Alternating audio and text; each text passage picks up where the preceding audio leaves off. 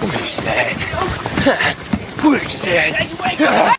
Get your special sock out, nerds. It's gonna get good. And I am Iron Man.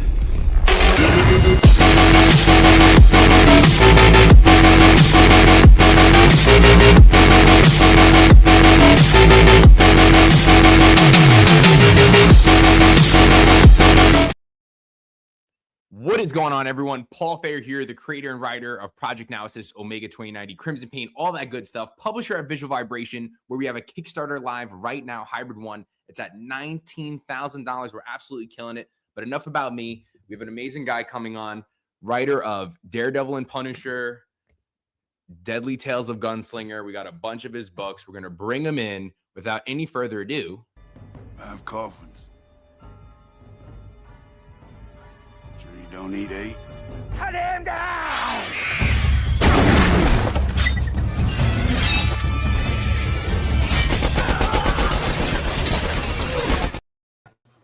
That's Jimmy, how that's how doing? bad a shot Jonah Hex is. He needs 2 Gatling guns to take out a couple of guys.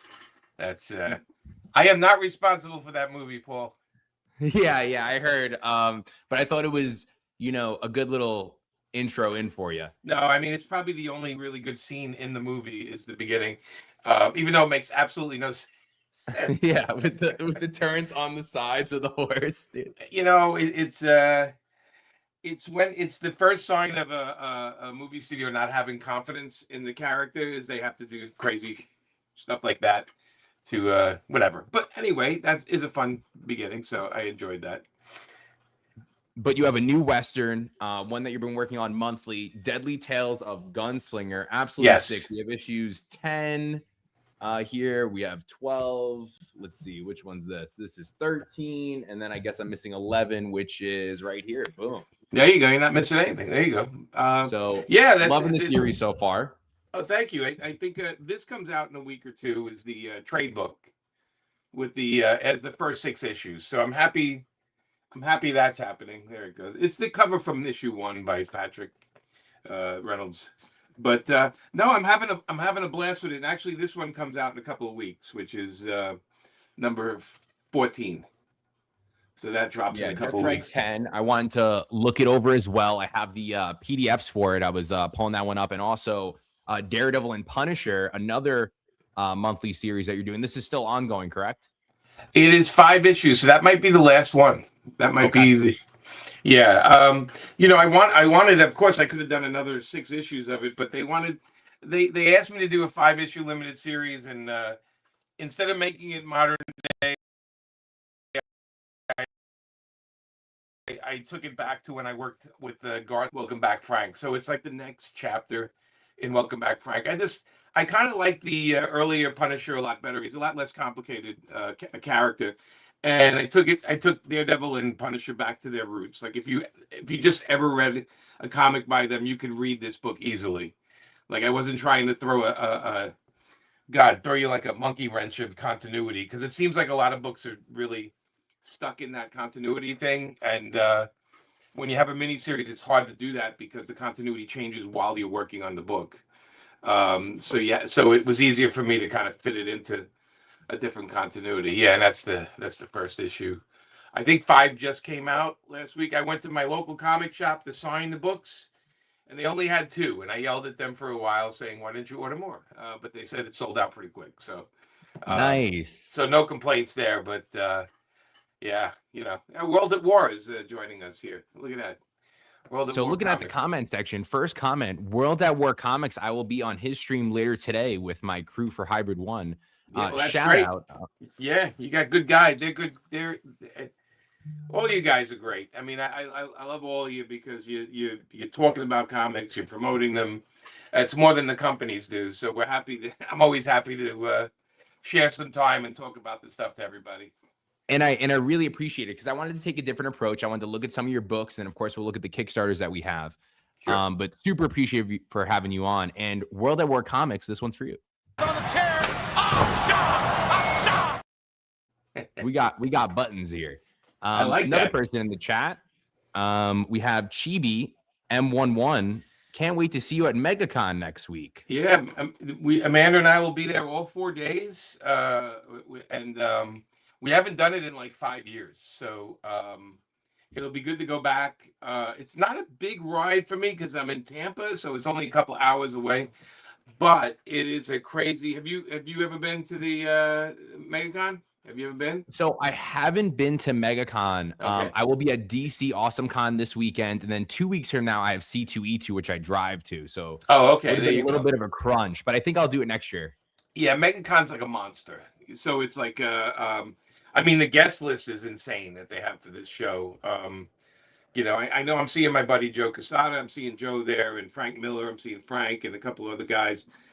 Sean Murphy is going to be there, and Dan Panosian, my other Punisher book partner, Dan Panosian, will be there, and my buddy Frank Thierry.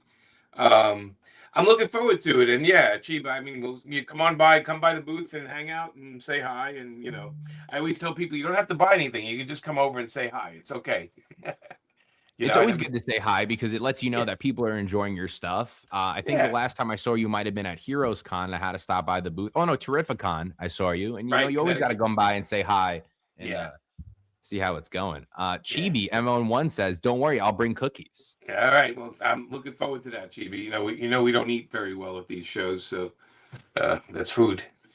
Thanks so much for checking us out, commenting in the chat. Super appreciative. Big wrestling fan here. There you go. So Daredevil and Punisher, it's a 5-issue miniseries. How does something like this come about? Are you approached from Marvel? Do you approach them? How does this series come about? I think while I was working on the other Punisher book, the one that was connected to the Marvel Knights, I got a call and they said, "Hey, would you like to do just a mini? We need a mini series, end of the year, beginning of the year type mini series with Daredevil and Punisher. And do you have any ideas?" So I pitched them an idea, but I said I want to pitch it happening back a couple of years, not like current continuity, because it was all crazy right back then. This was before they even announced the Punisher series, right? The new Punisher series. So I gave him a proposal based on the work that when me and Garth and Steve were doing Welcome Back Frank for Marvel Knights, there's like a gap where Punisher and Daredevil go at it, and then he knocks Daredevil out, and we don't see Daredevil again. And so this takes place after Daredevil gets knocked out. He wakes up and he's hanging upside down in a warehouse because the Punisher put him there because he knows that these heads of like the town are going to meet there, the underworld are going to meet there and do their next plan of how they're going to take over Maganucci's areas that she ran the crime scene in New York at the time, and they were going to take over. And Punisher was making a point, meaning that when some of the people in the room were people that Daredevil even knew that Daredevil put them away, as a lawyer, a criminal lawyer, he put them away. But there they were out again and doing crime again. And Punisher was trying to make the point that when I shoot somebody dead, they don't come back, and I don't have to worry about them again. And that is the basis of a lot of this story, is that they both have two different ways of dealing with things, and then they have to deal with each other at some point in this series. And I did like that. I got Misty Knight involved, and they have their kind of heat moment where they both meet to talk out their styles. And of course, they're not going to they didn't convince each other of anything, except for the fact that Punisher understands a little bit more how Daredevil works, and Daredevil, unfortunately, understands even more how extreme Punisher is. And it was never going to be a love fest, but they both had a common enemy, so they did like a little team up by the end to take out the bad guys, and that's what the 5 issues of the series cover. So even for issue 1, it's very new reader friendly. Like, I haven't dived into a lot of the Marvel lore. I pick up some of the events, but picking this up, it's new, it's fresh. I felt like I was honestly like right in one of the current TV shows that you're watching, and you just know who Daredevil is, you know who Punisher is, you know who Foggy is, and I like the setup in the beginning too. I usually am not a big flashback guy, but it's great. It's a great setup for the story and the presentation, and it flows really well. I can't stand flashbacks. I got to be honest with you, I can't stand them. But I realized that if it works a certain way, it's not so bad. Like there's, when we watch a movie, when we go see a movie, and you see it opening and it's the end, and then the rest of the movie is what happened. I always want to jump out a window because it drives me nuts.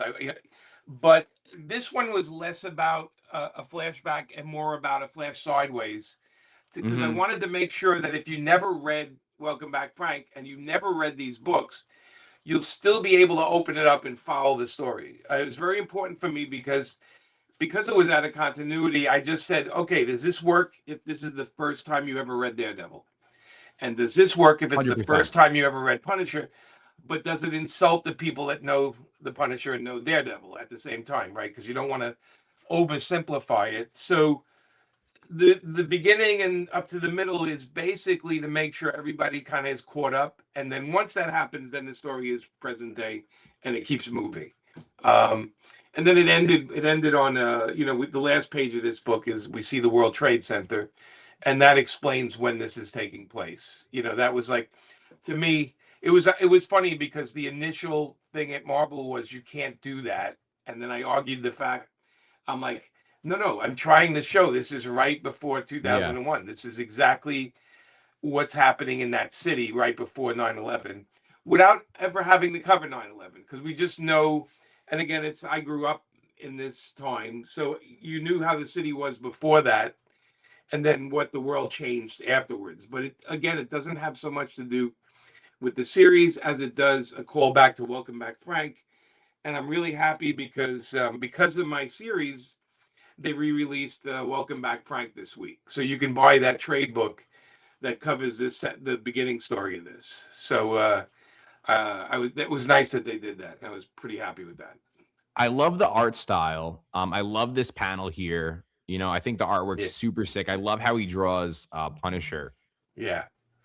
He's drawing him like he's trying to do Steve Dillon and then do his own thing at the same time. And there's two artists on the series because the deadlines are crazy. That's what I was gonna say. I saw in some of the books, because I think I was reading 2 and 3, and it was a couple pages from like Matt Murdock's perspective, so at least it switched in that way. Yeah, and I was about to ask you that. I was gonna follow up. Yeah, that was me trying to compensate for the artist, because again, to draw 20 pages of this a month, and it was like quick, but we managed. It's not a jolt when you're reading it. You don't go, oh my god, is this a different comic? It still has the continuity. Obviously, our colorist pulled everything together to make it look like the continuity is still there. But sometimes you had to do. Look, there was years I wrote 2.5 Harley Quinns a month, and I had to use different artists. And the whole trick of it though was to make the reader not sit there and go, what happened? Instead just to go, oh, okay, I see what he's doing. Flashback is a different artist. When Matt is just Matt, it's a different artist, which gives the Daredevil and Punisher guy a little more time to draw the action pages. And it's a ballet that you're not supposed to really see so much. Like, it's not supposed to take you out of the story. Sometimes it does, though. How many monthly series are you working on currently right now? Is Deadly Tales the only one?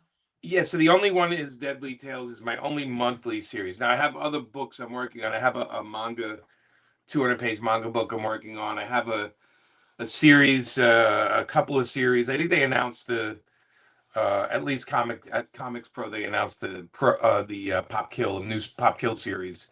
Okay. And then I have like a couple of one shots and a couple of things coming out. I don't have a lot with Marvel and DC at the moment, though. I noticed all the work is like all different companies, and Mad Cave and Dynamite and all that stuff. And I'm okay with that, because I think I think right now Marvel and DC is so stuck on the same 10 characters. I think anybody writing like wants a little variety. I mean, Gunslinger gives that to me, gets my Western out of my blood, and Todd is great, because Todd is like, you're the guy that's establishing all this. Go in there and go crazy, and I do. In this series, it's definitely, if you've never seen the book, it's definitely a different thing than a regular Gunslinger book. Like Todd's Gunslinger book is like this electric, in your face, crazy thing, and mine is like a little darker, a little subtle storytelling, but easy to follow. It's more like a traditional Western with some supernatural stuff mixed in. Yeah, I thought it was super sick. I've been reading the series since the beginning, but you know, my memory is a little foggy, so I wanted to It's get okay. back in. I'm starting from issue 10 again, and issue Okay. 10 has a great beginning, middle, and end. It was a great entry point. So if you have your local comic shop, pick up issue 10. This was a great jumping on point, at least from my perspective, Yeah. and I really enjoyed it. So I wanted to dive into the Deadly Tales. So what's your trajectory on this? How many issues are you guys going for? Are you guys going for So the big 50? so the rule is the Todd called me up and he said, I need you to stay on this for a while. So the big man speaks and I listen. I I already have up to 25 laid out. So Nice. so I think I would like to stay on it for years if I can, a bunch of years in a row. Um, that all depends on sales and how the world goes and all that stuff. But I have up into 25 mapped out. And in 25 we have a big, big kind of story going on. And then after that, it's easy to write a character like this because you literally as wild as you want to make the story, in a way you can drop the gunslinger into it. I think the next I think like 13, 14, and 15 are some of the best issues. And then 16 on, I have this great. We're building up this character Lane to be like a big bad guy in the series. There's a lot going on with this book, and there's a lot going on with the character because this is a reveal character. Like we don't know everything about Gunslinger, and as we go, we're gonna learning a little bit more. As Todd said to me, he says, "Take your time. Don't just dump everything." He goes, like, create the mystery, create what's going on, and I'm just having a blast with it. This storyline you're showing is a three-parter, and it's kind of fun about just. But it starts from issue 10. Um, I don't know off the top of my head, to be honest with It you. might start from issue 9 just based off of that it opens up with them falling, but I felt Oh like yeah, issue 10 was a great joining on point. Like I yeah. I got mean, yeah, exactly where it is. I feel yeah, like that's such a problem with a lot of comics is like if you jump on issue 10, you're just like, "Oh my god, what the hell is happening?" I picked it up. Gunslinger, you got the message. He's in the cave. He needs to get out of the cave. And then you're right, getting the lore behind it. I like the right, setup, how you were building, that people were disappearing. And then as soon as you get all the information, boom, it goes right into it. I really right. enjoyed it. Well, good. I'm glad you liked it, and like I said, I think as we go, I think it's just getting better and better. So I'm feeling the character more and more, and I think it shows in the book. And our artists have been amazing on the series. I'm just really happy with it. I love working with Todd. He's so enthusiastic. He will call up and just rant and rave about stuff, and or tell me, "Don't do that. Don't do that. Don't give that away." Whatever. He's great like that. I'm not used to that much editorial. Between Thomas, my editor, and Todd, it's great to have so much feedback. But as Todd says, he goes, "I need you to stay on this book," so I'm staying on it. It's going to be coming out for a while. Now, because it's Image Comics and because it's Spawn, how does something like that work? Is it like a creator owned thing still for you, or you're kind of like a work for hire? I am totally work for hire Okay. on this. I'm happily work for hire on this. It is Yep. Todd's character. I introduced some other characters in the book, but this is all Todd's thing, and I like to have. So I have a steady, like I like to do a steady book that I'm in love with, and that's Gunslinger right now. And this allows me the opportunity to pay bills, to write something I love to write, and then I get to work on my own stuff on the side, which is like stuff like Pop Kill or Painkiller Jane or anything like that. I get to do these things on the side without being beholden to a company. So I get to own my own work, and part of keeping your name out in this business is to make sure you always have some stuff coming out currently. Now, this has been a busy 6 months for me because I have Harley, Elvira, I have the two Punisher series, the one with Daredevil and one just Punisher. I've had so much stuff coming out in the past 6 months. I was like, okay, so I need to just focus now on some more of my own work, and that's what I'm doing. I'm doing a couple of new series right now. I have a manga book I'm writing that's like a 200-page book for someone, and I have a horror series I'm doing, but it's not for Marvel and DC. Like I said, Marvel and DC, they're great if you want to write those characters for a while, but there's also an insane amount of limitations. And I am a guy who likes adult comics. I like my comics to have sex and violence in it. And if you notice with Gunslinger, nudity is not an issue and blood is not an issue. It's the time too, though. It's Western, you get Right. that gritty feeling with it. And I feel Yeah. like a lot of the artists that you guys chose to work on the book, I feel like it all flows with the character. Like I honestly really, let me, the artist's name, Dudu Pansika, yeah. He's on, and then Patrick Reynolds is back on issue, I think 13, and Patrick's a regular guy, and then we have a new artist starting. I don't know if they announced him yet, so we'll see what. But the art's very consistent. Like it's not. I don't go extreme style change, but it's clarity. You see, like these pages, you're not sitting there going, "What's going on?" It's really clear. The storytelling's really clear. Really, really important for me is that somebody can read the comic and not get lost. It's so important for me. If anything, I sit there and I sweat over the storytelling because I want to make sure it's open to everybody. When an artist wants to impress, it's great, but if the storytelling's not there, then you just get lost. And there's nothing more frustrating than reading something and going, I have no idea what's going on with this book. and it happens, it does happen. So this was a cover for your cover B, I think, for issue 11. This one looks absolutely sick. Yeah, it's crazy. I laugh because a lot of the covers are done before they even get the story, which is pretty. It worked out though. This one, yeah, it worked out on that one. The other one, whatever. It's I think the covers are just represent. There inevitably there's going to be something like that in the book anyway. Yeah. But that's the last issue I think of the Underground story, and then 12, 13, 14, and 15 are a really heavy story because we build up a new villain, and there's a lot of killing in those books. Those are I call them tough guy books. Like you look at them, they just have this beautiful. Patrick Reynolds has this beautiful black and white feel to the artwork that just looks like nothing else out there. Yeah, I gifted my dad issues 1 through 6. He's a big Western guy, so I gave him that. He really enjoyed it as well. Oh, good. I mean, he probably liked the old Jonah Hexes more, but Yeah. Mortal Ken in the chat. Hey, Jimmy. Ken Haslet here, digging Marvel Knights Punisher with that incredible Dan Panosian art. What is your working style together? Full script, phone combos, outlines, etc.? So, my outline goes to the editor first, right? They have to approve the project. As far as the writing, I do full script. Marvel style used to be you write a page and then the artist has to open up the page. But I write full script. So I write the description, I write the dialogue. I need the artwork to match what's going on in the panel. So if somebody's talking, when you do Marvel style, you have to kind of fit things in. And if you notice, like some of the Marvel books, you'll see like the characters won't have their mouth open or they'll be doing something, but there'll be a word balloon coming from them. That's because they're placing it afterwards. And I don't like that. I'm like a movie director. I want to tell the actors when to start and then when to finish. And I want the emotions. The emotions have to hit a beat. With Dan,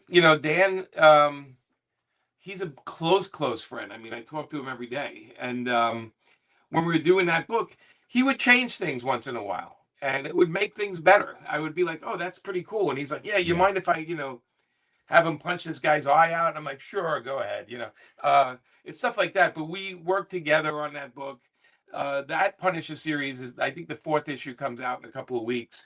It is brutal. That is a rough series. I mean, that's, so much so I actually talked the editor into putting in the back of the book, we put an obituary page for all the guys Punisher killed.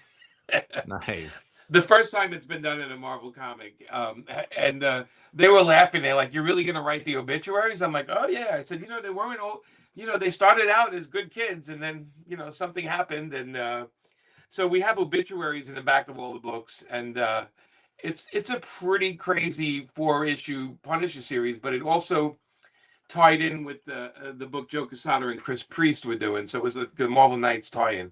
So mine is done in 4 issues. Like you read that, it's the beginning, middle, and the end. And you don't have to actually know anything about the Punisher to figure out that book. Yeah, I'm very excited to dive into it. Really appreciate the Mortal Ken you dropping in, letting us know what's going on and what you want to see. So this one's for you. One of you and 6.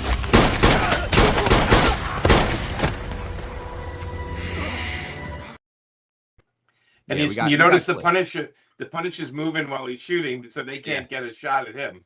That's why he's moving like that, because he's like, he's keeping the gun straight, but his body's like all over the place, He's ready. Tough guys. I always laugh. I'm like, because if you think it's like that in a real world, boy, are you in for some you're in some horrible news. Yeah, ducking out the bullet. That's why when people people shoot people, they shoot here because it's the largest area. It's why they don't keep shooting heads or legs, because you could miss that so easily. But this right here is a pretty big bullseye, and that's why people get shot that way a lot. Because we watch the movies with the more skilled the assassin is, the more direct the bullet is usually right here.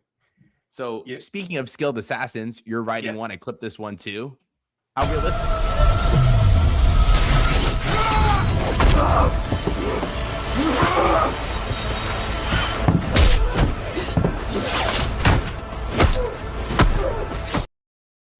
Daredevil was very angry there. Yeah, dude, why is he so upset? He's so angry. I don't know what he's like.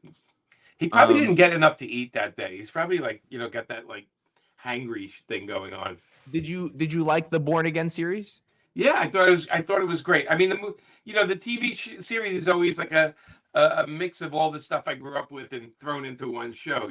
So I did like it. I think the casting is great. I think the show is terrific. I think I'm invited to next week. I was invited, or the week after, I was invited to. I guess there's a party or something for the show. I won't be going because I'll be at MegaCon. Can't get back in time.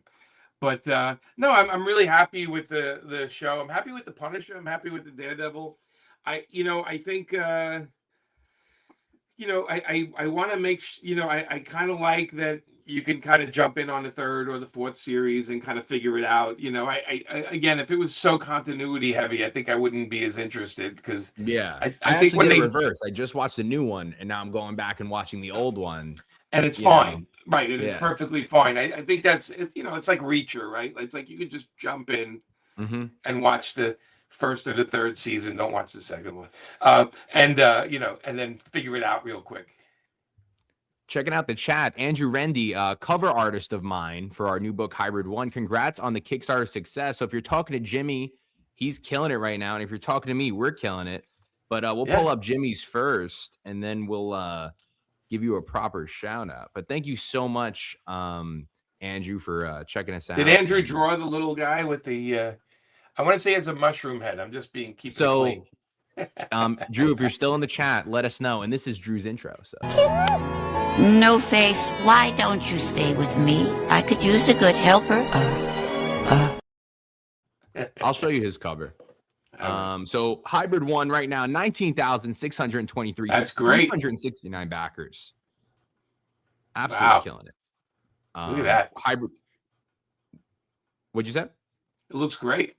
Yeah, thanks so much. Hybrid 1 is live right now on Kickstarter. We're 5 days in, smashing through goal. That's Andrew right there in the flesh. There you go. He did an amazing cover. This one right here. Nice. Very cool. With real lines and inks. We did a grayscale version as well because it popped so much. But Andrew's an absolute killer. He's a beast. I actually have that in my office. And you wrote the story? So I usually write everything for Project Naosis. So I did Project Naosis 0 to 7. We did a couple one-shots. That's like my main series. All the characters that are around me, except for like Nexus and Isom, are all my guys. That was an exclusive print we did for New York Comic Con. Right. Yeah, I was going to say, isn't that Steve Rude's guy up there? So Mike gave me the permission to put Nexus on the New York Comic Con print. And then I got a couple other guys because I have so many characters. And I was like, it'd be really cool if I get rid of 6 of them and put 6 people that, give me proper shout outs, help me build my brand. It means a lot. Yeah. So give them the proper shout out. It's actually over there behind me too. Okay. Yeah. I see the big piece behind you. Yeah. The enthusiasm I could see is there, but if you hit people with too many characters, sometimes they're like, wait, what's going on? It's hard to follow. So our main series is Project Naosis. One of the characters in there is Hybrid. Hybrid, he's a super enhanced healer. We did a spin-off series where I hired the Cosmic Collector, the writer Brandon, and artist Luke Dockery. They, we were talking, they pitched me an idea on one of the characters, and I hired them to do it. And boom, this is a spin-off series. Our goal was 4,000. We did that in 16 minutes, and we're killing it. So I'm super happy. Nice. Well, that's great. It's my first full publisher editor hat book. And it's still like the same, like how you're doing with like Todd and stuff. It's like, I own all the characters. I design them, and they're taking it to a new level. Yeah. I mean, and Paul, as you get older and you do this a lot, you realize that, what are the things that interest you is a very important question, because I turn down a lot of work because it has no interest to me, or I feel like if I take it on just for the sake of taking it on, I'm going to be cheating the reader because I'm not really into it. So I learned to just say no to stuff and do my own stuff. And somebody like a character like Jane, who I've been doing for 30 years, is like, to me, it's like, that's my most fun I can have, is writing Painkiller Jane. And then at Marvel, if you ask me what's the most fun I can have, I'd probably say either Daredevil or Punisher. And I got those two. Probably the only other one would be the Daughters of the Dragon, Misty Knight and Colleen Wing are my other favorites. But, this book is a collection of it's 60-something pages of 64 pages of all the covers and artwork and pinups, plus a whole bunch of new pieces. So there's stuff that Joe and I, Casado and I, did in the past. There's newer stuff. There's stuff by Sean Murphy. I got Peach to do a cover. We got Tim Bradstreet, and we're up in the stretch goals now. So people getting extra digitals, because I think the digital comes with everything you back. And then, we're doing pretty good. I have no complaints. I'm happy. You know how Kickstarters are. The first couple of days, it's crazy, crazy, crazy. Then it mellows out for a little while in the middle, and then it gets a little crazy in the middle. There's the Bradstreet cover of Jane. He's my guy. When we did Marvel Knights, we hired him to do all the Punisher covers. So, it stands out. I hope you love the thumbnail. I'm getting great with the cropping now, so I included your 3 characters on there. There you go. It's awesome. Everyone's feeling, the Punisher series. Checking back into the chat, World at War Comics said obituaries are so fun. Thanks. And Marvel Knights Punisher drops 325. It's on my pull list for sure. Yeah. And then we have JJT writes, I appreciate the new Punisher miniseries, and I'm excited to see how it will end. Thanks, Jimmy. Yeah, it ends, JJ. It ends violently. Thank you so much. Yeah. Thank you. There you go. Yeah, man. Well, I mean, and if you never... So Painkiller Jane is a character Joe Quesada and I came up with in the 90s. It's 30 years old this year. And yeah, Congrats. It's a cool cover by Peach. Peach... Very tough to get Peach to do stuff that's not Marvel these days, but we've been buddies for a long time, and she knocked it out of the park there.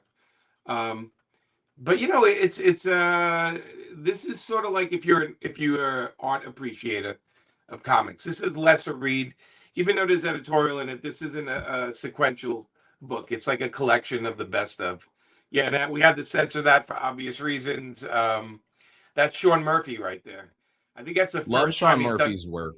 Yeah, that's the first time he's done nudity on the cover, I think. And he let me color it, which was nice of Sean. And then that's now for people that don't have Painkiller Jane and check this out for the first time, is there books that you can add on? Yeah, so there is add-ons available to it. When you back it, there's a whole add-on list, and it has everything from back issues to origin issues and everything. So the add-ons are there. There's some of them here you'll see on the bottom, like you were just looking at, and that's Amanda Connor's cover with the bandages. That's my wife did that one. Did I miss bandages? This one? Yeah, because she loves to work the lettering into the characters, and she does it pretty well. Because there's a million ways you can screw that up. By the way, where you can make that unreadable. I thought it was so awesome. I instantly wanted to homage it because I thought it was so cool. But I was like, how could I get this done? It pops. It's good for Kickstarter too when you see it. Like, it just makes you want to click on it. She's a bit of a designer, so it's hard to figure out something like that because like I said, there's a million ways to make it hard to read. And she did that. We were laughing. I was like, that's perfect, Amanda. That's like And she colored it herself, and she kept it to red and black, and I was like, that's the way to do it. And then so we have sets, we have blanks in case people want to stock up on the blanks. And then this is the level with all the covers, and then there's a level where we sign all the covers. So Mando and I sign a bunch of the books. And that must be a lot of work, dude. I originally got those off the Kickstarter, and now this is my first one where we're plus 200 backers on a pre-order. So I was already a hassle before. God knows how it is for you, dude. Because how many you have right now? Me and my buddy Patrick do all the shipping and everything. So I don't know how many are there. What is it? 501. We'll probably, by the time it's done, we'll probably get to like six, maybe six. I'm hoping for around 600. And how we do that is 100. Yes, but we're thankful. We're thankful that if you look at the first two, those are the people that back the digital. So we take those right off because those guys just get a file. If you scroll up a little bit, you can see how many people backed it digitally. I mean, it's only $10 digitally, right? So we have let's see, 37, 37, and then the next digital 75. All right, so that's 100. So that takes it down a little bit. But we bought all the packing materials. We have all the shipping ready. The minute this is around a week away, we're gonna actually shoot it to the printer and then estimate the number because the book's all done. And it's a lot of work, dude. But Paul, you understand this more than anything. I'm connecting with my audience. Those guys, those people, those 501 people always come back. And these are people I want to take care of, like big time. I want to make sure they have a book that's special. And as well as I do, each of these levels are limited to whatever's ordered. So if Peach's book only gets ordered, let's say 50 or 100 copies, that's all there is in existence because it's a Kickstarter exclusive. So for the collectors out there, they learned that with Pop Kill when we did the Adam Hughes thing, and it's only to what people ordered. And now the books are going over for over $1,000. It's like crazy, just craziness. Yeah. With our model, and this is what I changed too, because this is my 13th Kickstarter. How many have you done? 25 or 26, I think. Yeah. 26, 41K, 501 backers.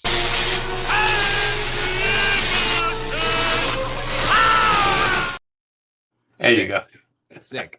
That's so impressive. But I wanted to change it as well too. So every cover we did was 100 copies or less, and when they sold out, they sold out. And we already sold out like 3 different covers because it's just you can get the bundles, you can get whatever. Right. But I was always trying to structure it differently, but we're different. It's not it's not monthly. It's like we're charging a bigger margin. No, this is the one. This is the only place you get this. And, look, I did Pop Kill as 3 Kickstarters. When we did Pop Kill, it was 3 Kickstarters. And we did like I think it was over 200 and something thousand on those 3 Kickstarters, right? And the book sold like crazy. And then years later, like 3 or 4 years later, Man Cave said, "Hey, we'd love to publish this." And I was like, "Well, how am I not going to piss off my Kickstarter people if I publish it?" So we told Man Cave, said, "Look, you can publish it in this format." We told them what formats and everything. And I said, "But you can't use any of the covers or the pinups from the original Kickstarters. And so you have to solicit new covers and stuff like that." And I asked a bunch of the people, the Kickstarter people, "Do you guys have any problem with this?" And they're like, "No, because it makes our books worth more money because we have these limited edition ones that's going to go into the comic shops. And plus it's a completely different printing thing. Obviously it's just like a regular comic with Man Cave. But we found that the people were really kind of like really behind that. They were like, "No, get it out into mainstream. We have the exclusive covers, so we don't care. We're like, we got our stuff." Yeah, man. Everything is in the collectible unit. That Pikachu card, you saw how much it sold for? Yeah, it's crazy, man. I'm thinking I got to check my drawers and stuff, see if I've got one. Yeah, $16 million, of course, for a mint. But everything's there. And that's another thing we did on this campaign too. We did trading cards. I like that, man. Cards. Yeah. They're super sick. And I went to, I saw the market was different, and I do really well in conventions. That's really where I made all my money and how I'm gracious enough to fund all these projects. And I do the same thing as you. I make sure the book is completely done before you even launch it on Kickstarter because you see all the headaches that happen all over the internet. And Yes. that's the easiest way to fail and never have an audience again. So we make sure we build it out. And I thought, let's do the trading cards. And when I brought it to a convention, it was crazy, like that people were just buying them off a sense of like, just that it looks cool, but like still, I think the trading card market is so big right now, especially with all this AI stuff. Everyone's scared of the AI. I'm not, because I feel like it's going to go more. People want that tangible stuff. If you could, I mean, we're remember that. I would say honestly, like 70% of the people that read comics want to make them. Okay, I think so. And the AI stuff, it's like they don't want it. They look at it and they go, it's fake. I also, I'm a fanboy. I collect comic art, right? I was just looking, I have like a John Byrne page there and stuff like that. I collect comic art. AI is like a whole different animal. I love the idea that I know who the artist is and I see them at the show and I can get a sketch or an autograph from them. And I love that about this business. I love my music, right? I'm a big music collector. And I want to meet the artists. I don't want AI music. I want to meet them. I want to see them live. I want to see them screw up the song or do a different take on it, And I just think the AI stuff, I think I don't even think in a sense of like just comic books. I think it because Disney just invested $1 billion into it. It's going to be inside Disney Plus. You'll be able to watch a Pixar movie, and it'll be the third and fourth character, and you can do Jimmy and Amanda as the third and fourth character that's going to be in this movie. And exactly. And then what is it after? Nothing, because nothing that it doesn't. You have too much. This, is forever. Yeah, I mean, the idea that we now have a younger generation that wants records again, and they want to hold. They want a not a VHS, but they want a DVD of a movie. They want to own it. They want to. I was actually starting to look at DVDs again when I was in Target the other day, because I'm like, I'm tired of the streaming thing. They could change it whenever they want. I'll give you a better thing. Just go to garage sales. Yeah. There are boxes. People have them for $1. Boxes of, you pick out your movies, man. And look behind me, right? I love that mess. Okay? I know where everything is in that mess. Blind. You can put a blindfold on me. I can pull down what it is. My thing is, we are about the touch of things. We are about the texture and with my Kickstarters, I pick out all the papers, I pick out the finishes, I do, we do foils, we do all this kind of stuff. A lot of it's all tactile stuff. We're tactile people. We want to hold it. AI is great for medicine. AI is great for technology. Go ahead. Sorry. Wanted to pull something up because I saw it in the chat. Well, not saw it in chat. I saw it up. Okay. Got a backer on Hybrid 1. Thank you guys so much. 19,653. We hit 369 backers. Right. Almost to 20, man. Almost to 20. 20K. We're so close. We're hopefully going to get there tonight when we do another stream. So whoever backed, if you're watching here, thank you so much. This one's for you.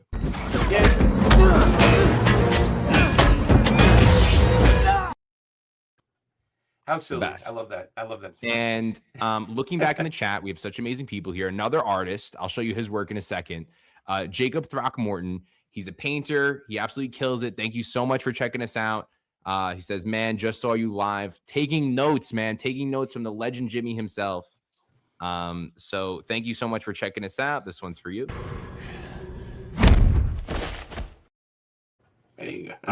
Ken says, Jimmy, you touched on this. How do you strike the balance between enough characters to make for a full story and still give each character the attention they need to make the reader care? It's a balance, right? The balance is, am I giving enough time for each character that I should look? If the secret of all these comics is, if you don't care about the main character, it doesn't matter how great it looks, you're not gonna want to read the book anymore. And looking cool isn't enough. Okay.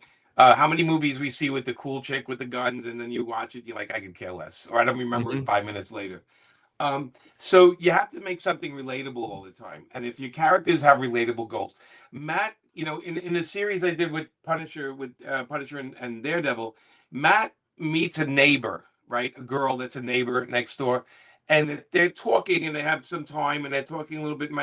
And I said, and I remember when I was a kid, I read Spider-Man, and I loved when it was Peter Parker and he was talking to Mary Jane or Gwen Stacy Mhm. and that stuff. Like, I didn't hate when he wasn't Spider-Man. I actually was interested in who he was and how he was getting along in his life. And I always remember that, no matter what we do in a superhero comic, their secret identities or who they are is so important to the character. That when they, even with Iron Man, when Tony Stark's Tony, it's like you have to make that just as interesting as when he's Iron Man. And I think the balance is that you have to get people to care about the characters, and by doing that, you have to have something relatable about them. So something that whether they have a good issue or a bad issue or a circumstance, or we can relate to the pain they're in, or we can relate to the bad situation they're in. So it is a balance. I mean, I am the guy that writes my script and then I go back and read it like 4 times. And then I go, okay, something's just not there yet, and I have to dissect it. Editing is the greatest tool when you're writing because you can go back I'm writing this manga book and it's almost 200 pages. And as I'm writing it, I'm like, I probably should have did this in the beginning. And then I'm like, whoop, and I just go back and, so but it is a thing that you learn instinctively after reading, after doing everything. You do learn it to follow your instincts. It's like when you're watching a movie and it's the last scene, it's the last shot, right? Or if you know that you like saying something's off about this character in this episode, and then figuring out what it is. And so when the Punisher, as an example, when the Punisher and Daredevil are written that they don't sound like the Daredevil and Punisher, we feel it. We read it and go, that's not really Matt Murdock. Matt Murdock wouldn't do that. Or the Punisher, Frank Castle would not be doing that. That's goofy. And that's the stuff that takes you out of character. So it is a balance. Just keep continuity of character. If you're writing your own character, I have a little trick I do, and you guys. So there's when I have a new character, I'm going to introduce. I couple of questions. What does the character want? I have to write it down. What is it they want? What do they want in life? What's the thing? Next, what do they fear? And if I can define what they're afraid of, the stories come really easy. And if you can't do that, you got to work on your character a little more because we all fear something. And then the third question I ask, which is the hardest one and people hate it, is why should I care? Why should I care about this story? Okay, there's an evil coming from somewhere. They're going to fight and we have to win or lose. But again, I'm your reader. Why should I care about any of this? Why should I buy this? Right? So, and that's a hard one because sometimes the art pulls you in, sometimes the story idea, sometimes the name pulls you. I got to check this book out. I love the name. Or I don't want that book. I can't stand the name of that. What the hell is that? So we really do buy the books we do and keep reading them based on how much we can relate or how much we're enjoying the run. And we're not feeling alienated because if you alienate the reader, you can't get them back. It's really hard to get them back. Now, when you have a character that's been around for 50, 60 years, that's different. But if you're doing a new book, you have to make sure that every character isn't your voice. And another trick I use sometimes is I'll give people in the book, I'll base them on people I know. Yeah. So when they answer, I know they don't answer like me. They answer like that person. I wrote for a couple of years with Justin Gray. We did a book called Uncle Sam and the Freedom Fighters. And they each had extremely different voices. And we had to be like, was that what Dollman would say? No, Dollman would never say that. Is this what Uncle Sam would say? Same thing with Harley. When I wrote Harley's voice was nothing like anybody else's voice. But I also knew I have to write her smarter than most people write her. Because people tend to write her as just the ball of energy that causes shit. And my thing was like, no, I have to write her extremely intelligent person who chooses to stir the shit, who chooses to be a bad guy at times, and who chooses to break out of what people expect from her all the time. And that's why we were able to write 100 and something issues of that book and never be bored with it, So it is a balance, and it is something you have to objectively look at. And especially, Paul, with all your characters, they have to have different voices. Otherwise, you can do this and make it just 2 characters. You know. Yeah. So I noticed that when I first did the thing. So it was like I had this idea. I'm going to do 6 characters. We can do this, this, and this. But when I released my first book, I just took the villain. It had a beginning, middle, and end. It's the villain. What is he doing? And then by issue 6, you find out why he's a piece of shit. Now you know why he's a piece of shit. You know, just things like that. Like things to, I try at least to do every issue have a beginning, middle, and end. And then every volume, and now for the first season is what I'm going to call it, is that I kind of am clearing up all the plot points except for like that main ongoing theme that we're pushing towards. Yeah, I mean, and you learn that. Yeah. Great knowledge, more like great power. Remember, with great power comes great responsibility. Uncle Ben. Uncle Ben. Can't go Jacob wrong. Throckmorton says, very impressive. We were looking at your Kickstarter before. I want to give the guy a proper shout out so you could see his art too. He's another person that submitted. And since we hit a stretch goal, I was able to print his cover. So everyone that submitted, it's limited to 100 copies. And even though they submitted, I'm giving them 10 out of the 100. So we have 90 to sell and they could sell the 10. That's great. Boom. He did oils. Then he went over it digitally. Nice. Super sick. So Pretty shout cool. out Jacob. Nice job. Kevin Tran in the chat. Kevin is the gentleman who drew this art right there here. You go. Kevin has been streaming with us. He's helping us build this great community. He has an amazing intro as well. So this one's for you, Kevin. I'll see you tonight.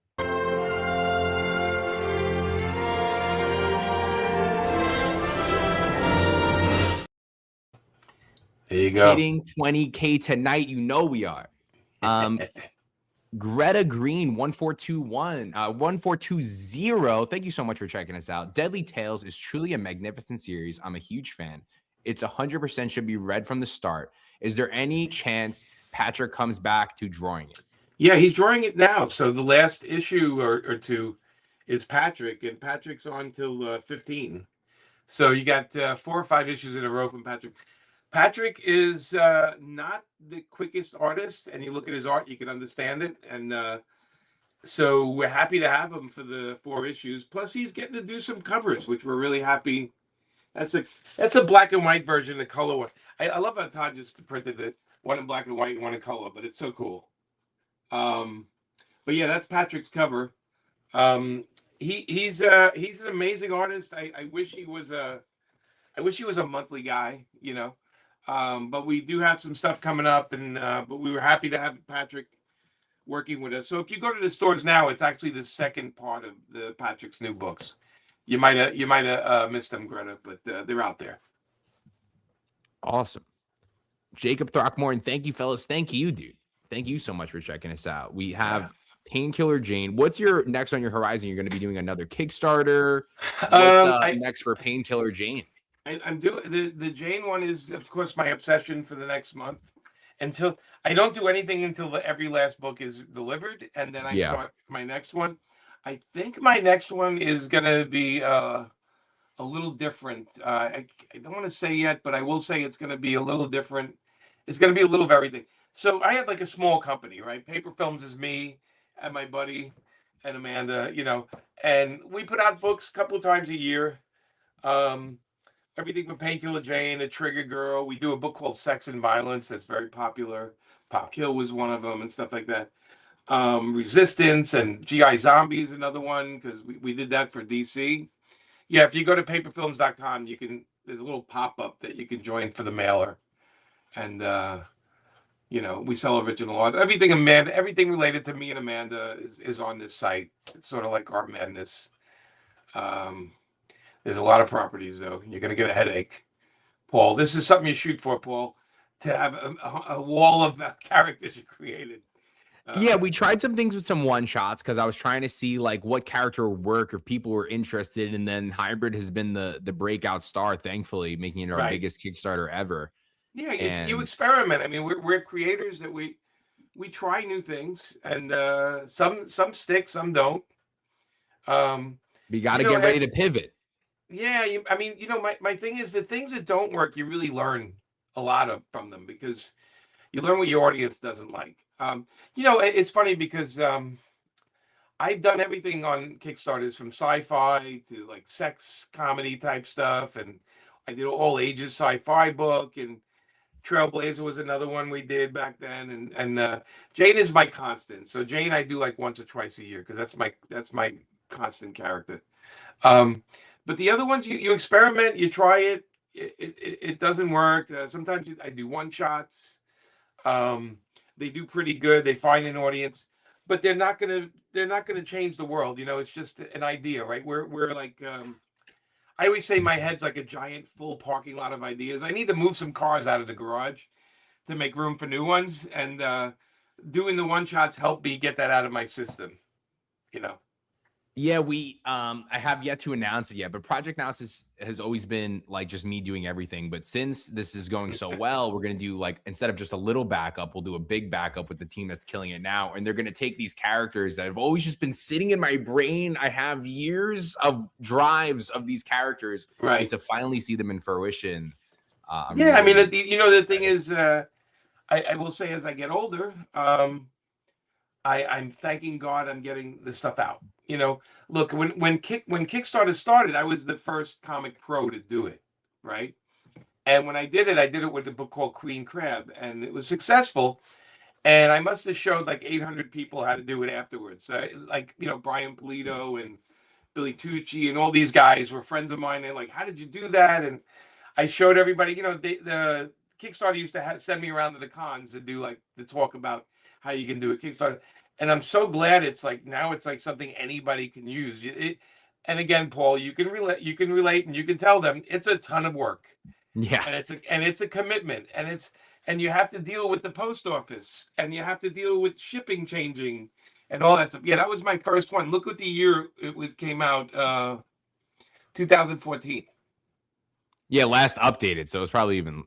No, it was 2011, I think. I did. Yeah. So you might have shouted your stuff out, you know. Yeah, and but like I said, this was something brand new. I actually read it in the New York Times. Did an article about how do you fund something if you want to do it. And I read it and I said, I wonder if we could do that with comics.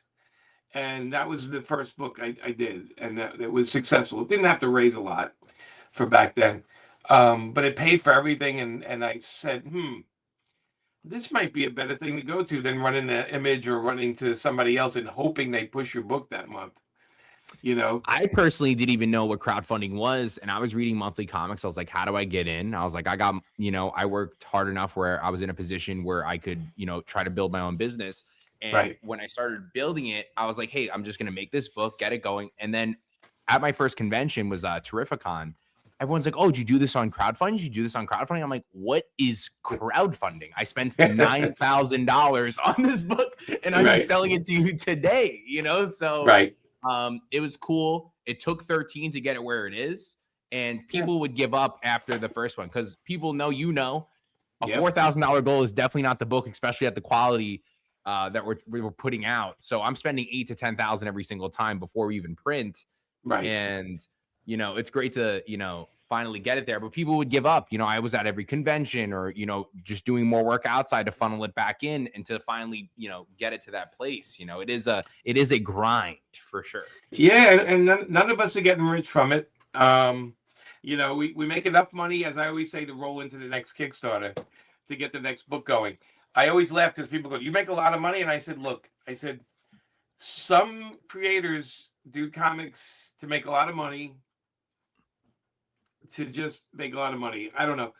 I put every cent I make back into the next book all the time. I'm always doing new books. I'm always creating new books.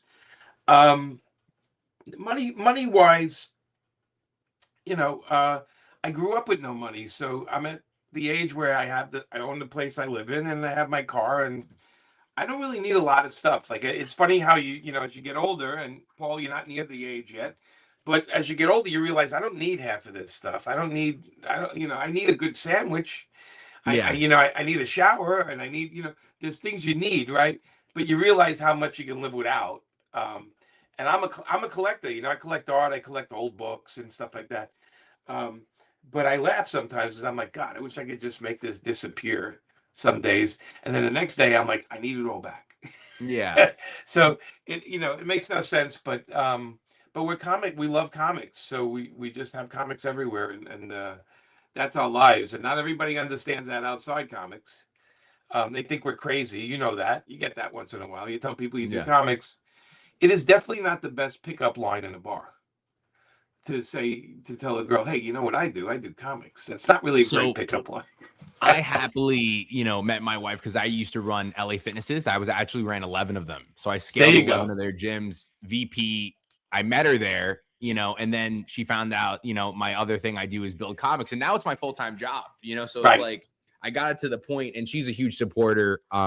So she'll be with me at AwesomeCon, and she will be at C2E2 with me, helping me sell. We have a quick pitch. That's great.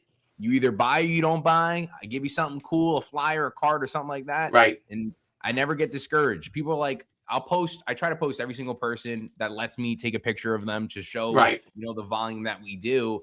Sure. And, but they don't see the 2,000 people that told me to fuck off before that, dude. So, there was a time when I was, Amanda and I were writing Harley, and half the internet hated us. Mm-hmm. We hate your Harley. We hate your Harley. And I'm like, okay, but it's been #1 for the past 8 months. They can't hate. Everybody can't hate it. And then you realize that it's like, oh, those guys are they're like waving a flag for me. They're like selling the book for me, talking about it. Well, you pull a pretty good crowd. I saw you at Heroes Con. You had a pretty big line. Yeah. You always have a great fan base that comes around, and it's great that you're constantly putting out new stuff, to keep, attaining more readers. And like you said, being in that current mind of the consumer, because it is a different field. Because I was even telling the guys, like, doing conventions is a different market than online, than a different market than in store. None of the three usually cross in together, usually, in my opinion. No, a lot of people at the shows never go online. I have people tell me, they come up to the table and they go, what are you working on these days? And I say, here, and they're like, oh, that's cool. How do I get this? And I'm like, comic shop. And they're like, oh, I didn't know how. And I said, well, you have to look at the wall. But you realize that there's a giant disconnect. Like, the internet's only like this much of comic fans of this. They're only this much. Mm-hmm. I push the Kickstarters on the social media, but it's not everything, right? Because the minute I go to the cons, and I'll have a little sign where you can line your phone up, and you click on it and you can see the Kickstarter. And I talk people through it because they're like, oh, I never backed the Kickstarter. What do you have to do? And I'm just like, oh my God, I'm always in shock. Like, people they just don't even know. Or they're like, I love Painkiller Jane. You should come out with new comics. And I'm like, I have like 5 of them at the table here. And they're like, what? Where was, So you realize that it's like this audience is all over the place. It's all over the place. And it's great. A show like this is great, but we both know it's only a certain amount of people, and then you get like Kickstarter itself, there's discovery. You look at that chart when you're done with your Kickstarter, like, people discovered your campaign just looking at Kickstarter and said, a lot of the pre-launch followers at a pretty high conversion rate. I usually get like 65% of the pre-launch followers. So I think we're at like 28% right now. But like I think there was like a certain amount of people watching, but already 150 people of those backers were not following the project, So it's like, it's great that you could see all that information too, and really dissect on, where the money comes from. I love Kickstarter. I think it's a great platform. When random people, like when they're talking to a civilian that doesn't know what comics, and I tell them what it is, I go, you heard of Peloton? They're like, yeah, I heard of Peloton. I'm like, that's where they made Peloton, but mine comes out in 3 months and theirs comes out in 3 years. Right. So, I mean, it's funny because people go, how does X or Twitter do for you? And I said, I have 80, I don't know, 85,000 people follow me on Twitter. And I said, I think 1 out of 1,000 might. Yeah, click it. Right. Might. And I say maybe 1 out of 2,000 backs the Kickstarter. Yeah. And I said, and they're like, oh, so you don't think you can get all the people that follow you to retweet your campaign? I'm like, are you kidding me? I said, imagine 85,000 people retweeted my campaign. I mean, it would be insane. I said, but the internet doesn't work like that. And I said, you understand that I always tell them, I said, you understand that not everybody sees your posts. And I can put Painkiller Jane up twice a day, every day for 30 days. And on the 31st day, when the campaign's over, somebody will go to me, oh my God, I didn't know you had a new Kickstarter. When does that start? And I'd be like, are you kidding me? I've been putting this on, but that's how the algorithm is. So it really is deceiving. And that's why you have to have like a couple of different social media things, Luke Dockery, the artist of Hybrid 1, his debut comic that I got him on. It's his first ever. That artwork that you see is his first ever. He's 19 years old. Is this his work here around the border? This is Samuel Marquis. Oh, okay. We'll pull up Luke stuff. Samuel told me if I ever make him do a 41 character poster again, he'll never talk to me. So we can't. So Luke did this cover. He does the cover A. Oh yeah, that's nice. Nice job. And then he does all the interior artwork, which you see right here. So he's got the hardest job out of everybody. Yeah. Yeah. All right. But he's killing it. He's loving it. We originally, we didn't know what we were going to do. We pitched a certain book. We went to a certain amount of pages. And, I love the hybrid script. And, we didn't know what was going to come for it. I told them straight up. I said, my goal is 4,000. It costs 8,000, 10,000. I would have pushed it through anyways. Right. Now, this is a huge astonishment to get this one pushed. We have a good community. We started doing that live stream aspect. I feel like that was a big thing too, is like, I was never really like being my own person, like saying like, hey, I have this channel. I know people, come check us out, and then weekly we've been doing these streams, building up the pre-launch. And then when we launched, it just, everyone was there with us, it's been super fun. I wish I had, like when I was a kid, no computers, right? When I was a kid, it wasn't until later on in life. So we never had anything like this. I would go to a convention. I remember I went to a convention and Bernie Wrightson was there. And I asked him, I wrote down with a pad and paper what brushes he uses, what pens. I was just, it was just like, how am I going to find this out if I don't go up to the guy? Like, talk about weird, right? How the world changed in my lifetime, like from no computers to computers everywhere. So I had such a different experience because I thought that's what you had to do. So it's 2019. I want to find an artist. I have money. I want to give someone money to work for me. And everyone's like kind of like pushing me away. It was like weird. I was like, okay, this is weird. And then I was able to message someone, Corey Hampshire. He's done Venom, X-Men, Supreme. And he, I didn't know his backlog, but I loved his art that I saw, which was the other thing too. And then boom, the rest is history. But I feel like that was what a big thing was missing. Like, you're very personable. I feel like that's, very hard for a lot of people to do. Right. And I feel like that's another reason why you're very successful at it, is because you're able to bring people around. You're able to conversate. It does bring it to the next level and makes it more inviting to, buy things. Yeah. I mean, not, for the most part, most comic people are not social animals. And I was a kid that grew up with 3 brothers in the house. So you have no choice. And usually their friends are at the house. So very social thing. But also I learned early on, it's like how to understanding the people around you and read their body language. Again, I didn't, from 20 to 30 years old, I didn't do comics. I worked in advertising and I ran an art studio and I had an art director and I had to read people all the time. I had to read. And part of that is just, you just have to, empathy is a big thing to learn, because empathy is a really great tool to understand what other people are going through. And empathy is about relating to it and not making them feel worse about it, but making them, the difference between you tell me you broke your leg and I come back and say, oh yeah, well, I broke both my legs. That's not empathy. Empathy is, I'm so sorry you're going through that. I'm sorry you're going through that. 100%. A lot of people wait to talk. The successful people listen. Right. They're not listening. Listening is the greatest tool when you're dealing with editors. If I'm not happy with something, I don't say anything. And then they start panicking. Because I'll talk to them, and then they'll say, well, here's what I could pay you. And I won't say anything. And I'm doing it on purpose. And and they're like, is that okay? And I'm like, what is it again? And it's like, I get it, because I get how people are, you're excited and you can do anything. But again, it's just stuff you learn as you get older. We are home a lot. Most creators, and Luke will understand this. He has to draw the whole book. So he's got that big, he's tied to the drawing board for days and days without, really talking to anybody. He's in his own world, creating that world. Which has been the weirdest experience. So a lot of guys, like Samuel's from overseas. He's from Brazil. So it was always an email. And a lot of guys, it's always like emailing, I'm texting you. With me, Luke, and Brandon, it's been texting every day, sending the concept arts from the lines. Hey, how is this looking? You know, it's been such a different experience. And I feel like that's another reason why I caught fire, is because we're pumped as we're doing it. We're talking, like, he has a cool design. He's like, hey, what do you think of this? It's in the chat. We're talking about it.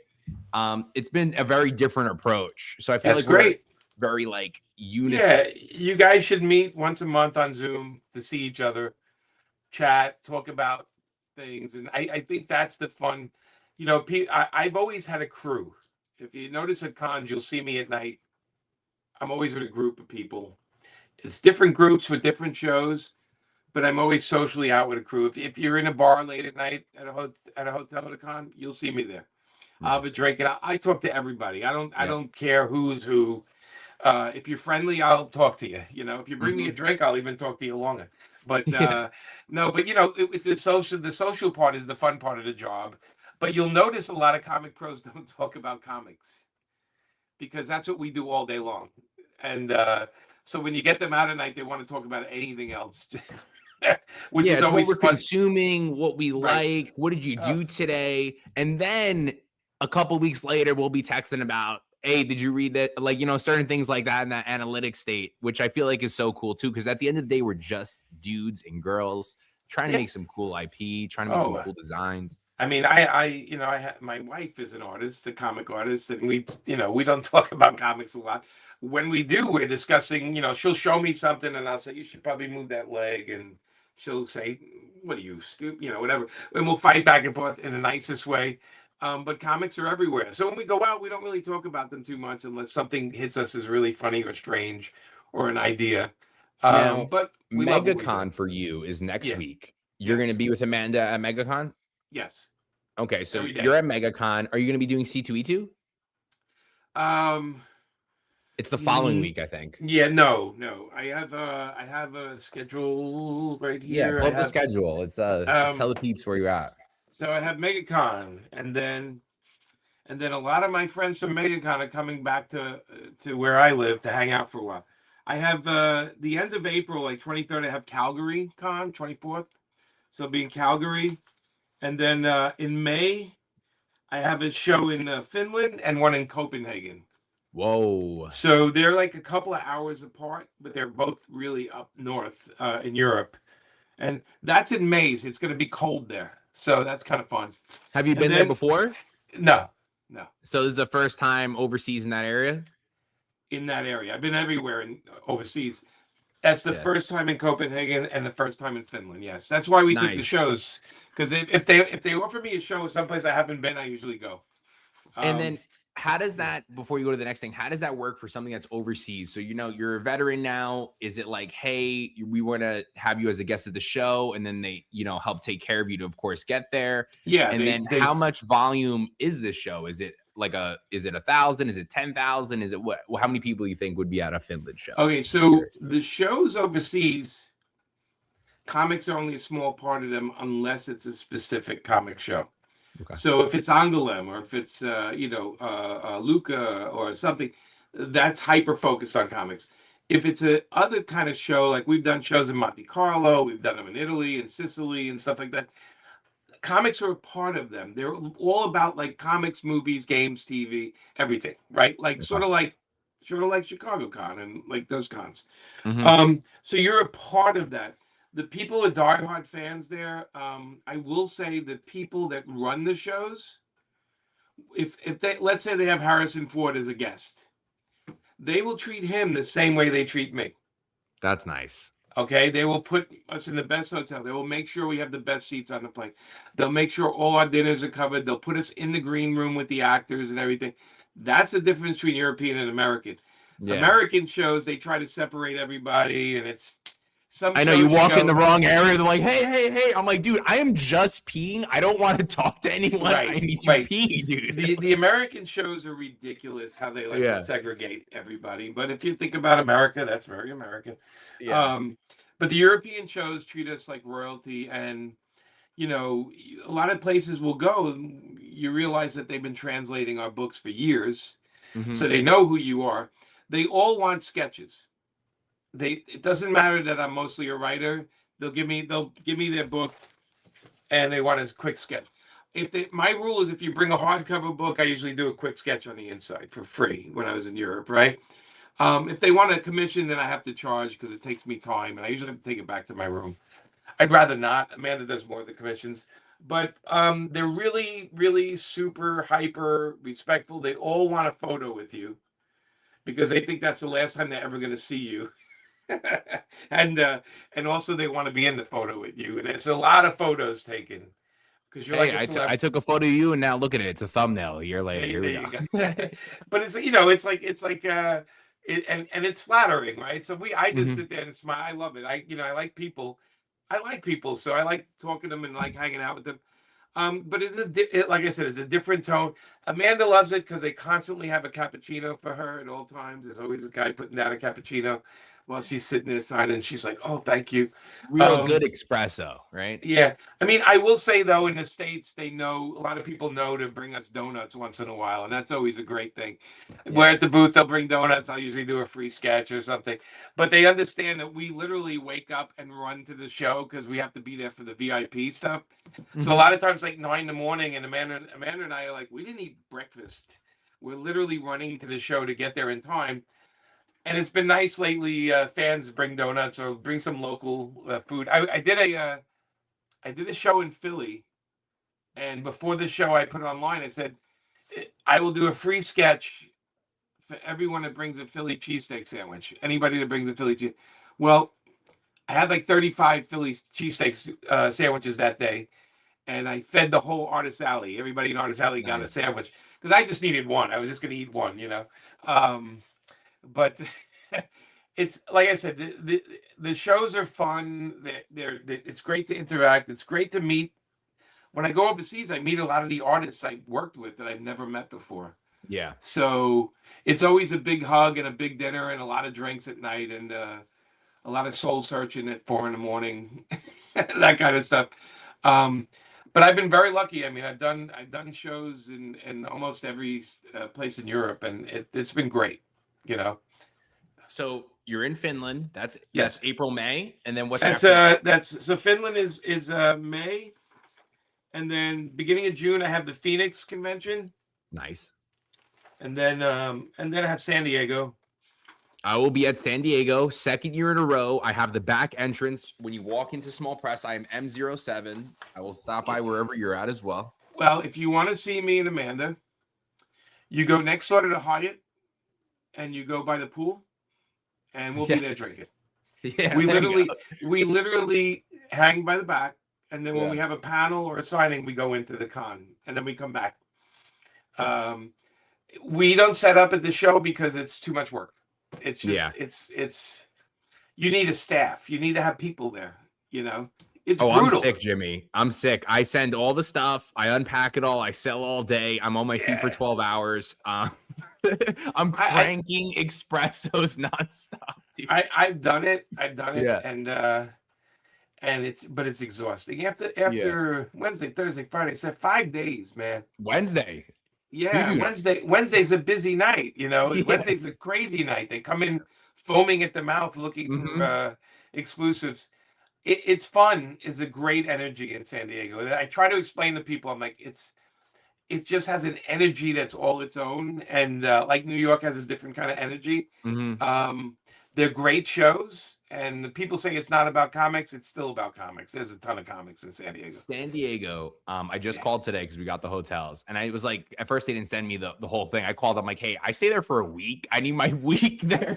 Well, yeah, I mean, you have a table, so they have to guarantee you a hotel. Yeah, they hooked me up. They're super nice. I got very lucky. My second ever convention in industry, I made one book. I was about to make my second. I printed it right before my second convention I got into was San Diego Comic-Con. Right, great. Yeah. So and it's just been there ever since. I was right next to David Mack. He's been reposting us, letting people know about the stream. Shout out David Mack. He's a good buddy of mine. So yeah, David's a great guy. He's fun to watch dance. We had a big event for Gary V had a big event in at his club in Manhattan after New York Comic Con. Me and David were there. It was fun. Did David dance? Oh no. He was eating and drinking though. That's all I know. He does dance. So yeah, he was actually very seated. It was his brother's birthday, and I saw they're going to be co-writing something for V Friends, which is super cool. We went to. I saw it last time I saw David. We went to the premiere of Echo in Los Angeles. That was a lot of fun. Yeah.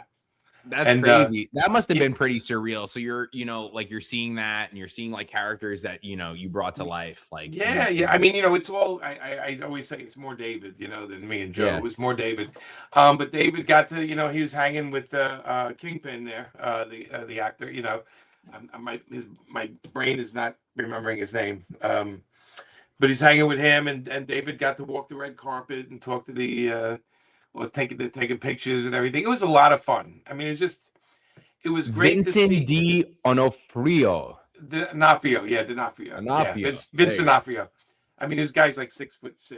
He's a big dude. Yeah, I saw those pics. They look sick. Yeah. That's pretty cool if they do that. I like how they're doing that recently. I saw that with DC. They're starting to bring some of the guys out. I feel like it builds that community because that's the big thing.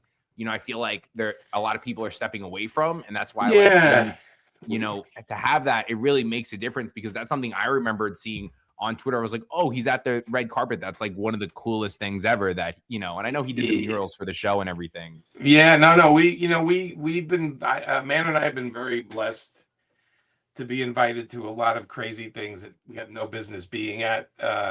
When Birds of Prey, we went to London to the premiere, and then Margot Robbie invited us to her party, Yeah. So we went there and we hung out with her and all the other people that were in it, and it was like so surreal. Like, what are we doing here? And then we're like, who cares? Let's have a good time. Yeah, you're doing that because you deserve to be there. And I feel like also the bigger the comics are getting with Pokemon, with stuff, like you're seeing it. You're seeing, writers from TV now writing comics, vice versa. Like there's a lot of it's that big unison thing now that I really seeing. I feel like it's such a different time, and I'm happy. Yeah, it's good. I mean, because when I started, there was none of that. So none. I'm happy. Zero. I'm happy. I mean, when Joe and I did Marvel Nights, that's when it really started because we met John Singleton, who was a movie director, and John would take us to these parties and we would meet. I think I've met Wesley Snipes now 4 times in my, we'd meet these people and some of them would become friends, and some of them I've worked with. And you realize they're just like us. I mean, they want to be creative. They want to do their thing. Not all of them want to be megalomaniacs, and they not all of them want attention. A lot of them just want to be able to do their craft. And at the end of the day, I think that's how most comic book people are. Is they just want to do they just want to make comics that other people can enjoy, and without people blocking you. And they want to do their own thing. Now you're going to be at San Diego. Will you be doing New York as well this year? Yes. Yeah. Nice. Yeah, I confirmed as well. I'm really excited. Those two are like my favorite times of year. And then what about Terrificon? Are you going to do Terrificon? I can't do it this year because I have another commitment. We tend to do every other year. Okay. So like we won't be doing Heroes and we won't be doing certain shows because we did them last year. And we do tend to take the overseas shows, so those will win out over a domestic show, because I feel like since our stuff's translated, I think it's important to get into Europe as much as we can. I won't be going to Iran or anything like that, but I will be going to. Yeah, I don't think we can go right now. I don't think we're allowed. Not unless I'm riding a missile. Yeah. So, but I do. I grew up as a heavy metal kid, loving heavy metal magazine and also music. And so the European artists are my favorites, like a lot of the guys like Benara and Mobius and Jordi Brunet and all these guys. So for me, getting to go over there to a comic show and then sitting with these guys is like insane to me. That's my celebrities.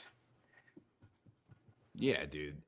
It must be surreal for you to get overseas. I can't wait for that. I'll eventually get there. We have a lot of time on the plate. I think that's so surreal that you can check out all these new areas and, you're seeing this new fan base. And it must be crazy that someone 16 hours away is loving what you're doing. And then when they finally meet you, it's like mind blows them to like a whole new level. It is surreal, and it's never to be taken for granted.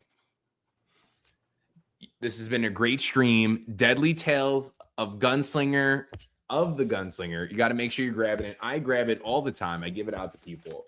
Daredevil and Punisher, another amazing series. Yes. You have your Deadly Tales Gunslinger trade. You can get at your local comic shop. And Yeah, also, be out in like 2 or 3 weeks. So, and then also I would say on Amazon too, they would be able to get that and ship yeah, right to your door. absolutely. We all know that. I always say go to the comic shops first. But I'm pretty sure Image is one of the only places that say they do the month after or something. So they'll do the first month at the local comic shop, and I think they do the month after. Oh, okay. Yeah, I didn't know Amazon. that. I could be wrong, but I think I read that. So that could be that. Painkiller We just Jane, want to make sure our local comic shops are always taken care of because those are our hubs. Those are our hubs, you know. I'm gonna pull up Painkiller Jane one more time so everyone can see it real fast. And then if anybody hasn't check out the campaign. We got some cool stuff, limited covers. Amanda and I signing a bunch of books, and the add-ons are pretty wild. When you get through the campaign, there's a couple of cool add-ons that you're just gonna have to discover when you get to it. But we're happy with the way the campaign's going. So 501 backers, $41,025, absolutely surreal, and it's a cover gallery, which is even more impressive too. It's just showcasing your art, showcasing your character. Yeah, it's a lot of big names: Bill Sienkiewicz, Peach, Momoko. God, there's so many great artists in here. Some with us, some without, not with us anymore. Tim Bradstreet, yeah, that piece is so great. Yes, Peach. Peach is pretty popular. She's pretty amazing. I heard at New York Comic Con, people were fighting over her Spawn cover. Fighting. It was just. Nobody should be fighting at a comic convention. Let's be honest. Let alone for a book you could just wait online for, and you're still gonna get it anyways. And Peach is like this big, you know. She's like 100 pounds wet, you know. I'm like, nobody should be fighting anywhere near her. But people get very excited. You can't help that, I guess. And that's why I'm happy when I go. That I could try to see who's at the booth prior to the show actually starting, and I can take that 5 minutes that and see these people and try to buy some stuff because it might be the only 5 minutes you see them too. Mm-hmm. It might be. I've done it where I see somebody before the show, and I swear 4 days later, I'm like leaving the show, and I'm like, dude, I didn't see you the whole show. It's like, oh, it's been crazy, you know. Everyone's got their war stories after San Diego, you know. Yeah, and I'm beyond excited. We're gonna have some exclusives for that. We're probably gonna have some more exclusive trading cards, like this one right here, Hellsate. So what do? You sell the cards at the table? You sell them individually? So these were selling for $5 each. Okay, and they're ripping. Back. Let me see the back. Oh, cool. Yeah, the logo, like a cool logo. So we're trying to build a full game. We had a 15K stretch goal. We're adding more trading cards. We're having a lot of fun because with Project Naosis, it's a super enhanced team called Project Naosis. There's no multiverse or do-overs. It's super action-packed. But for the trading cards, you gotta have some multiverse because I want people to just be able to walk up to the booth the same way, they see a book and I can go, hey, check out these cards. Right. Yeah. So we have Wave 1 trading cards for the first time ever. We started with there you go. Okay. Oh, we so you can buy the all 6. Trace, Crimson Payne, Omega, and Hellsate. We have a ladder. The more you buy, the more you get. We have a variant, Lucha Hybrid, Thorn, Darkness, Crimson Payne. We have Cosmic, our writer, and then all the books behind him are all my Project Naosis books. Nice. God Plutus, and then I made a universe, like galactic version of him. Right. So, and people have been digging it. A lot of people are getting the cards, and I wanted to test it out at a small pop-up. I did it at the Hot Flip show. Okay. Shout out Hot Flips. Billy Tucci usually does that one too with me. And and I was like, let me just put these 4 cards out that we just printed. Let me just see. And like I said, people are actually walking up and grabbing it for versus like something different. I was very shocked. So now we have thousands more coming to my house as we speak. And I'm happy to build a game because I did it. I need 41 cards, 31 regular, 10 special, and then I can try to build something with packs and then variants. But I'm going to build it up through every campaign. And then, of course, the Kickstarter ladder exclusives. Those are for the campaign. And then we Can I show you an exclusive thing I have that you've never seen before? Yeah, let's do it. Okay, hang on a second. It's right over here. I just got to get it down from the shelf. I guarantee you've never seen one of these. Yeah, I know, I love cards, right? I'm a big card guy, so I love them. But Let me get one of these out. So this, let me see if I can get close. Nice. Is a 1 ounce bar of silver. Bar of soap. Silver. It's silver. Oh, silver. Okay, silver. Okay, I said that right. That mistook. What do you think I Silver, said? so sick. No, I thought you said soap for a second. I was like, wait, little soap bar. So it's an actual 1 ounce of silver, and it has the Pop Kill art. This is Dave Johnson's art. Wow. See? That's cool. sick. What were those running for? So these are, I think they were $100 and something, $150, something like that. It was a company called, it's a company called Bullion Baddies, right? And they do these silver bars, and we did 500 Pop Kill ones. And you get them like a card bag, like they're in a bag. You don't know what you're going to get inside, because the other one, let me get the other one. The other one's pretty cool. The other one, they're based on the 2 Pop Kill covers that we did for the Kickstarter, right? And let me just get the other one. The other one's pretty cool too. Why am I getting all the Dave Johnson ones? Here we go. Nice. I don't know if what made you think of this design, like to do a little thing of silver? Actually, I had the company, the silver company, the guys come up to me and they said, well, how do you feel about licensing some of the art on your books? And I was like, yeah, like, so this is the Adam Hughes one. Can we show boobs or we can't? Let me cover it there. Just in case, yeah. Yeah, let me cover it. That's the Adam Hughes one so far. Yeah, that's the Adam Hughes one. That was based on the cover too. Yeah. But they come in it like a card pack. You don't know what you're gonna get. So when you get it, so it's like a mystery. Yeah. So there was like there's like the topless ones. They call them, I guess, the sexy ones or whatever you want to call it. Those ones are like limited number, you know.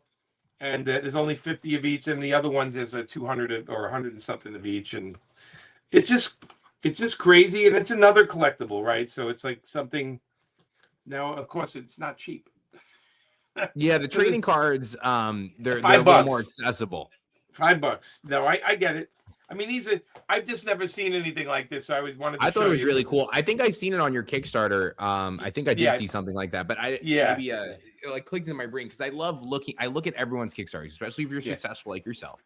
I try to analyze and see what's working and how, I can incorporate that, and that's super cool. And the trading cards was like a last minute thing because my writer, he's all into the trading cards and everything. And he's like, we should do it. And I'm like, all right, let's do it. Let's see how they go. Right. Like, what's the worst thing that can happen? Trading cards are big. We did one for Kickstarter, the Deadly Trio ones we did for me and Billy and Brian Polito. We did those. Those were this was the metal set, of the cards. Where do we go? Right here. Yeah. So we had all these cards. Sick. They're all I think metal, that's what I saw too. Yeah, I seen that. Yeah, one. You don't want to mess with these though. You can literally throw them like bullseye and take somebody's, eye out. You go. Yeah, I got a stretch goal. It was like one of those metal bookmarks, and it like fell in between my couch cushion. And when I went to stick my hand in, and slit my finger, dude. I was like, yeah, dude, you can't. You got to be careful with this stuff. It'll kill. Look, comics will kill you. Okay, that's all. That's how we should end this. Comics will kill you. You got to be careful. But it will kill you. But we make great comics. Jimmy, it's been an absolute pleasure. Like I said, back Painkiller Jane. See you at a convention. Grab Daredevil. Grab the back issues. It's super important, especially to your local comic shop. Because the first thing I did after hitting 15K was go drop a bag at my comic store, and I just hand them a bunch of trading cards because I'd just love for them to give it out. Yeah, man. It's the way to do it. Where I started from, but my margins are a little different because for single issues we charge a little higher. But sure. With that being said, it's been a pleasure. Anything to end with? Any last words? Just I'll see whoever's going to MegaCon. I'll see you there, and thank you guys for coming out. Paul, thank you for having me on the show. This was a lot of fun. Yeah, this was really fun. This went very well. Really appreciate it. And until next time, everyone, peace out.